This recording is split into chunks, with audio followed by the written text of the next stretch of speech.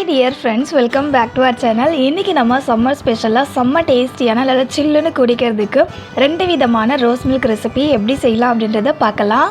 இந்த ரோஸ் மில்கை கண்டிப்பாக மிஸ் பண்ணாமல் செஞ்சு சாப்பிட்டு பாருங்கள். நம்மளுடைய நாக்கும் மைண்டும் இந்த ரோஸ் மில்கோடைய டேஸ்ட்டை மறக்கவே மறக்காது. அவ்வளோ டேஸ்டியாக இருக்கும். ஃப்ரெண்ட்ஸ், ரெசிபிக்குள்ளே போகிறதுக்கு முன்னாடி நீங்கள் இப்போ தான் மை ஸ்டைல் குக்கிங் சேனலை ஃபஸ்ட் டைம் பார்க்குறீங்க அப்படின்னா நம்ம சேனலை சப்ஸ்கிரைப் பண்ணிக்கோங்க.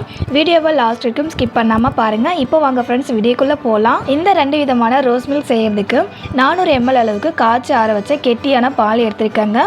இதில் வந்துட்டு 3 டேபிள் ஸ்பூனுக்கு சர்க்கரை சேர்த்துக்கலாம். உங்களுக்கு எந்த அளவுக்கு ஸ்வீட் டேஸ்ட் வேணுமோ அதை விட பாதி அளவே சர்க்கரை சேர்த்துக்கோங்க. ஏன்னா இதில் வந்து லாஸ்ட்டாக நம்ம சுகர் சிரப் சேர்ப்போம், அதுலேயுமே வந்துட்டு ஸ்வீட் டேஸ்ட் இருக்கும். அதுக்காக தான் சர்க்கரை சேர்த்துட்டு நல்லா கலந்து விட்டுக்கோங்க. சர்க்கரை கரைஞ்சதுக்கு அப்புறமா இந்த பாலை வந்துட்டு ஒரு 2 மணி நேரத்துக்கு இந்த பாலை ஃப்ரிட்ஜில் வச்சு சில் பண்ணிக்கலாங்க. ஃப்ரீசரில் வைக்கக்கூடாது, ஃப்ரிட்ஜில் தான் வைக்கணும். இந்த பால் சில்லாகிற டைமில் நம்ம ரோஸ் மில்கில் சேர்த்துக்கிறதுக்கு ஒரு சில பொருட்களை ரெடி பண்ணிக்கலாங்க. அதுக்காக ஸ்டவ் ஆன் பண்ணிவிட்டு ஒரு பேன் வச்சுக்கோங்க. பேனில் 1 கப் அளவுக்கு தண்ணி சேர்த்துட்டு இதில் ஒரு 1/4 கப் அளவுக்கு சேமியா சேர்த்துக்கலாங்க. நான் வந்து பாயாசம்னா செய்வோம்ல, அந்த சேமியா தான் சேர்த்துருக்கேன். உங்ககிட்ட எந்த சேமியா இருக்கோ அந்த சேமியா நீங்கள் தாராளமாக சேர்த்துக்கலாம். ஒரு 5 நிமிஷத்துக்கு ஸ்டவ்வை மீடியம் ஃப்ளேம்லேயே வச்சு இந்த சேமியாவை வேக வச்சுக்கலாம். சேமியா வந்துட்டு ஃபுல்லாக வேக வச்சிடக்கூடாது, 3/4 பதத்துக்கு வேக வச்சுக்கலாம். சேமியா எந்த அளவுக்கு வேக வைக்கணுன்றதை காமிக்கிறேன் பாருங்கள். கையில் ஒரு சேமியாவை எடுத்து விரலால் உடச்சி பார்த்தீங்க அப்படின்னா இந்த மாதிரி 2ஆக உடையதில்லை. இந்த மாதிரி வேக வச்சிங்கன்னா கரெக்டாக இருக்கும். சேமியாவை கையில் எடுத்து நசுக்கி பார்க்கும்போதே அது நல்லா மசிற அளவுக்குலாம் வேக வச்சுக்க கூடாது. இப்போ ஸ்டவ் ஆஃப் பண்ணிவிட்டு இந்த சேமியா ஒன்றோட ஒன்று பிடிச்சிக்காமல் இருக்கிறதுக்கு இதில் வந்துட்டு ஐஸ் கியூப் அப்படின்னா சில் வாட்டர் சேர்த்துக்கோங்க. இந்த மாதிரி சில் வாட்டர் ஐஸ் கியூப் சேர்க்கும்போது சேமியா ஒன்றோட ஒன்று பிடிச்சிக்காமல் தனித்தனியாக இருக்கும். ஃப்ரெண்ட்ஸ், ஐஸ் கியூப் அப்படின்னா சில் வாட்டர் சேர்க்கறதுக்கு பதிலாக இந்த தண்ணியை வடிகட்டிட்டு நார்மல் டெம்பரேச்சரில் இருக்க தண்ணியை ஊற்றி வச்சா கூட சேமியா ஒன்றோட ஒன்று பிடிச்சிக்காமல் இருக்கும்.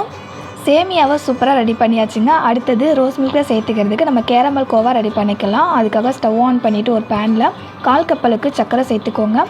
ஸ்டவ்வை லோ ஃப்ளேமில் வச்சுட்டு சர்க்கரையை இதை போல் ஸ்ப்ரெட் பண்ணி விட்டுக்கலாம். சர்க்கரை கூட தண்ணியெல்லாம் கொஞ்சம் கூட எதுவுமே சேர்த்துக்கக்கூடாது. நம்ம இந்த மாதிரி ஸ்ப்ரெட் பண்ணி விட்டுட்டு லைட்டாக மிக்ஸ் பண்ணி விட்டுட்டே இருந்தோம் அப்படின்னா சர்க்கரை தானாகவே இந்த மாதிரி மெல்ட் ஆகி வரும். சர்க்கரை மெல்ட் ஆனதுக்கப்புறமா கைவிடாமல் சர்க்கரையை நீங்கள் கலந்து விட்டுக்கிட்டே இருக்கணுங்க. முக்கியமாக கேரமல் செய்யும்போது ஸ்டவ்வை வந்துட்டு ஸ்லோ ஃப்ளேமில் வச்சுக்கோங்க. சர்க்கரை கரைஞ்சி கேரமல் ரெடி ஆகிடுச்சுங்க. இப்போது இதில் வந்துட்டு நம்ம ஒரு 1/4 கப் அளவுக்கு சூடான தண்ணி வந்து சேர்த்துக்கலாம். கேரமலில் தண்ணி சேர்த்துக்கும் போது மேலே தெரிக்குங்க, அதனால் கொஞ்சம் கொஞ்சமாக தண்ணி சேர்த்து கலந்து விடுங்க. நம்ம தண்ணி சேர்த்து கலந்து விட இந்த கேரமல் வந்து நல்லா கெட்டியாகி நல்லா தண்ணியாக கரைஞ்சி வரும். இதில் வந்துட்டு கண்டிப்பாக நம்ம சூடான தண்ணி தாங்க சேர்த்துக்கணும். சில்லுன்னு இருக்கிற தண்ணி சேர்த்தோம் அப்படின்னா இந்த கேரமல் வந்து அப்படியே கெட்டியாகிடும், தண்ணியில் கரையாது. கேரமல் நல்லா தண்ணி போல் கரைஞ்சி வந்திருக்கு பாருங்கள். இப்போ இந்த தண்ணி வந்துட்டு ஒரு கொதி கொதிக்க விட்டுடலாம். இந்த மாதிரி ஒரு கொதி கொதிச்சு வந்ததும் இது கூட ஒரு 200 ml அளவுக்கு கெட்டியான பால் சேர்த்துக்கலாங்க. நான் வந்துட்டு காய்ச்சாத பால் தான் சேர்த்துருக்கேன். நீங்கள் காய்ச்சின பால் காய்ச்சாத பால் எதுவாக இருந்தாலும் சேர்த்துக்கலாம். நல்லா திக்கான பாலை சேர்த்துக்கோங்க. பால் சேர்த்ததுமே அந்த கேரமல் தண்ணி கூட நல்லா மிக்ஸ் ஆகிற அளவுக்கு மிக்ஸ் பண்ணி விட்டுக்கலாம். அடுத்தது இந்த பால் கூட ஒரு 1/4 கப் அளவுக்கு பால் பவுடர் சேர்த்துக்கலாங்க. கேரமல் கோவா செய்யறது ரொம்ப பெரிய ப்ராசஸ் போல் இருக்கும், ஆனால் செய்யும்போது ரொம்ப ரொம்ப ஈஸியாக இருக்கும். நம்ம ஒரு டைம் இந்த கேரமல் கோவா செஞ்சு வச்சிட்டோம் அப்படின்னா நம்ம தேவைப்படும் போதெல்லாம் யூஸ் பண்ணிக்கலாம். பால் பவுடரை சேர்த்துட்டு கட்டி பிடிக்காமல் கலந்து விட்டுக்கோங்க. இப்போது ஸ்டவ்வை வந்துட்டு மீடியம் ஃப்ளேமில் ஹை ஃப்ளேமில் வச்சு இந்த பாலை நல்லா திக்காக சுண்டி வர அளவுக்கு நம்ம காய்ச்சிக்கலாம். பால் காய்ச்சும் போது சைடில் அந்த மாதிரி ஆடை பிடிக்குங்க. அந்த ஆடையெல்லாம் எடுத்து விட்டு நல்லா கலந்து விட்டு பாலை காய்ச்சிக்கலாம். பால் காஞ்சி இந்த அளவுக்கு திக்காக சுண்டி வந்ததுக்கப்புறமா ஸ்டவ் ஆஃப் பண்ணிவிட்டு இந்த கேரமல் கோவாவை ஒரு பவுலில் மாற்றிக்கலாங்க. கேரமல் கோவா இந்த அளவுக்கு தண்ணியாக இருந்துச்சு அப்படின்னா தான் சூடு ஆறுனதுக்கப்புறமா கரெக்டான கன்சிஸ்டன்சியில் இருக்கும். அடுத்ததாக ரோஸ் மில்கில் சேர்த்துக்கிறதுக்கு பாதாம் பீஸின் ஊற வச்சுருந்தேன். பாதாம் பீஸின் வந்து நம்ம சாப்பிடும்போது நம்ம உடம்பு ரொம்பவே குளிர்ச்சியாக இருக்கும். அது சம்மர் டேஸ்லாம் சாப்பிட்டோம் அப்படின்னா நமக்கு ரொம்பவே நல்லது. இந்த சைஸில் 3 பாதாம் பீஸின் தாங்க நான் ஊற வச்சுருக்கேன். பாதாம் பீஸ்னால் ஊற வைக்கும்போது தண்ணி நிறைய சேர்த்து ஊற வைங்க. ஏன்னா பார்க்கும்போது சின்னதாக இருக்கிற போல் தான் இருக்கும். அது ஊறுறதுக்கு தண்ணி நிறைய தேவைப்படும். ஊறினதுக்கப்புறம் பார்த்தீங்கன்னா நமக்கு இந்த அளவுக்கு நிறைய பாதாம் பீஸின் கிடச்சிருக்கும். 2 விதமான ரோஸ் மில்க் செய்ய போகிறோன்னு சொல்லியிருந்தேன்ல, அதுக்கு எல்லா இன்க்ரீடியண்ட்டையும் ரெடி பண்ணியாச்சுங்க.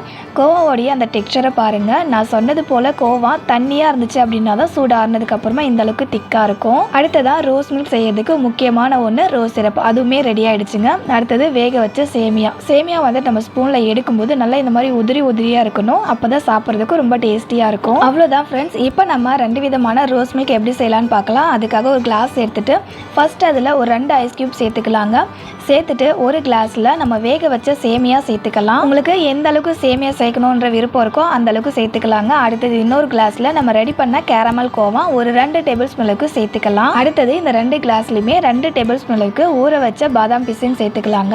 அடுத்ததான் 2 டேபிள் ஸ்பூனுக்கு ரோஸ் சிரப் சேர்த்துக்கலாம். ரோஸ் சிரப்பும் வந்துட்டு உங்களுடைய டேஸ்ட்டுக்கு தகுந்த போல் சேர்த்துக்கலாம். அப்படின்னா உங்களுக்கு இன்னும் வந்து நல்லா ரோஸ் கலரில் ரோஸ் மில்க் வேணும் அப்படின்னா இன்னும் கூட நீங்கள் எக்ஸ்ட்ரா சேர்த்துக்கலாங்க. அடுத்ததாக இந்த கிளாஸில் நம்ம சில் பண்ணி வச்சுருக்க பால் சேர்த்துக்கலாம். எல்லாத்தையுமே சேர்த்துட்டு நல்லா ஒரு டைம் கலந்து விட்டுக்கலாம். ஃப்ரெண்ட்ஸ், இதில் வந்துட்டு நம்ம சேர்த்துருக்க சேமியா, அதுக்கப்புறம் கேரமல் கோவா, ரோஸ் சிரப், அதுக்கப்புறம் பாதாம் பீசின், இது எல்லாமே வந்துட்டு நமக்கு எந்த அளவுக்கு வேணுமோ அந்த அளவு சேர்த்து குடிக்கலாங்க. அவ்வளோதான் ஃப்ரெண்ட்ஸ், சம்மருக்கு நல்லா சில்லுன்னு குடிக்கிறதுக்கு செம்ம டேஸ்டியான சேமியா ரோஸ் மில்க்கும் கேரமெல்கோவா ரோஸ் மில்க்கும் ரெடி ஆகிடுச்சு. லாஸ்ட்டாக ரோஸ் மில்க்கை கொஞ்சம் டெக்கரேட் பண்ணுறதுக்காக ட்ரை நட்ஸ், அதுக்கப்புறம் வந்து ரோஸ் பெட்டல்ஸ் சேர்த்துருக்காங்க. பர்சனலாக இந்த ரோஸ் மில்க் ரெசிபி எனக்கும் எங்கள் வீட்டில் இருக்கிறவங்களுக்கும் ரொம்ப ரொம்ப பிடிக்குங்க. எங்களுக்கு எப்போலாம் தோணுதோ அப்போலாம் சாப்பிடுவோம். சம்மர் சீசனில் மட்டும்தான் வந்து சாப்பிடுவோம் அப்படின்றதெல்லாம் கிடையாதுங்க. அவ்வளோதான் ஃப்ரெண்ட்ஸ், செம்ம டேஸ்டியான நல்லா சில்லுன்னு 2 விதமான ரோஸ் மில்க் ரெடி ஆகிடுச்சு. கண்டிப்பாக இந்த ரோஸ் மில்க்கை செஞ்சு பார்த்துட்டு உங்களுடைய ஃபீட்பேக்கை மறக்காமல் என் கூட ஷேர் பண்ணிக்கோங்க. வீடியோவில் சொல்லியிருக்க போலவே இந்த 2 விதமான ரோஸ் மில்க் ரெசிபியும் கண்டிப்பாக மிஸ் பண்ணாமல் செஞ்சு சாப்பிடுங்க. செம்ம டேஸ்டியாக இருக்கும். இன்றைக்கி உங்க கூட நான் ஷேர் பண்ணிக்கிட்டேன் இந்த 2 விதமான ரோஸ் மில்க் ரெசிபியும் உங்களுக்கு பிடிச்சது அப்படின்னா அந்த வீடியோக்கு ஒரு சின்ன லைக் பண்ணிக்கோங்க. உங்கள் ஃப்ரெண்ட்ஸ் அண்ட் ரிலேட்டிவ்ஸ்க்கும் ஷேர் பண்ணிக்கோங்க. அவங்களுக்கும் ரொம்பவே யூஸ்ஃபுல்லாக இருக்கும். இதே போல் ஒரு சூப்பரான அண்ட் டேஸ்டியான அடுத்த ஒரு ரெசிபியோட நெக்ஸ்ட் வீடியோவில் மீட் பண்ணலாம் ஃப்ரெண்ட்ஸ். தேங்க்ஸ் ஃபார் வாட்சிங்.